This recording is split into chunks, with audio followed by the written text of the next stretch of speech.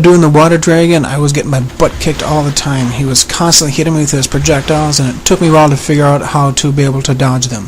So now over to arrows. That second flash was me upgrading my Inferno Nimpo to level 3. So I'm going to do the water dragon no hurt to show you how to dodge all his projectiles, and towards the end of it he's going to spam his icicle projectile, which in my opinion can be one of the most frustrating to dodge. Okay, let's speed things up because the swimming is boring as heck.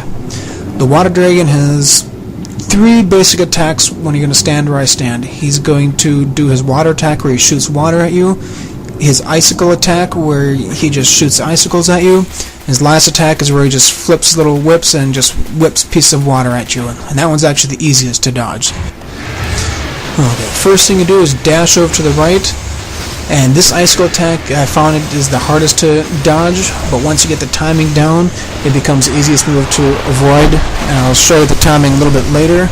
All it is the timing of when to do your first move. Now where he spits that water at you, that dash is just a gut feel. I don't have a specific way to time it, but what you do is he spits the water at you, you dash to the left, and he automatically just starts charging a UT, and you should have time to hit him before he does his next attack. So he's going to do it again. I don't have it, like I said, I don't have a set time of when to go.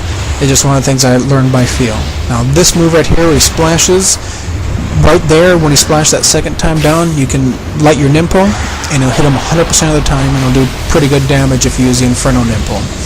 But I just take advantage of it, and I just start charging an arrow UT. And let me show you again, once you light your Nimpo, right there, and you hit him every single time. But I don't need to do that because I'm doing so well with my arrows. Now that whip move miss you every single time if you're over to the right. So when he does that, I just start charging my arrow UT. You can always tell what move he's going to do because his moves are very, very well telegraphed. So it makes him a little bit easier.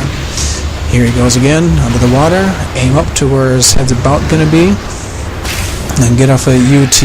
Now I'm aiming my arrow UTs, I'm aiming for his head. Here's the icicle attack again. He's going to spam it a little bit later on. I'm going to show you the exact timing of how to dodge it. And make sure you have time to charge a full UT, because an ET barely damages him. There's one time after he attacks and you do not have time to charge a UT, don't even bother. It's when he does his icicle attack. That icicle attack has very little recovery frame, and he will get you if you start charging. You see how quick it goes into that next attack? Okay. What I do to dodge that icicle attack is I dash to the right and then wind path. And there's a specific time when you start your first dash, and it works 100% of the time. Now there's only one case where your wind path will not take you to the right, and that's when if he actually spawns Ghostfish, they'll sit right at his neck area. That wind path will actually take you forward onto the little pedestal. And if you see that happening, it's a good idea to take the Ghostfish out with a bow UT since they're usually clustered together. Now this is my favorite move that he does because the easiest one to hit him with afterwards. It doesn't hit you whatsoever. This move just took me a little bit to get the timing down. My least favorite move until I figured out the trick was icicle spam, and he's going to be doing it very shortly. I mean, he's going to do it over and over and over again. The trick to hitting with icicle spam is listen for the first icicle when it hits the pillar. As soon as you hear it hit the pillar, do your dash and then your wind path, and you'll miss it every single time. Or he'll miss you every single time. So just listen for it, and I'm gonna, when he does his icicle spam, be quiet. Right there, heard it hit the pillars, then I dash jumped, or dash wind path, and avoid it. And he's gonna spam this over and over again, so I'm gonna be quiet when he does it so you can listen to what's going on.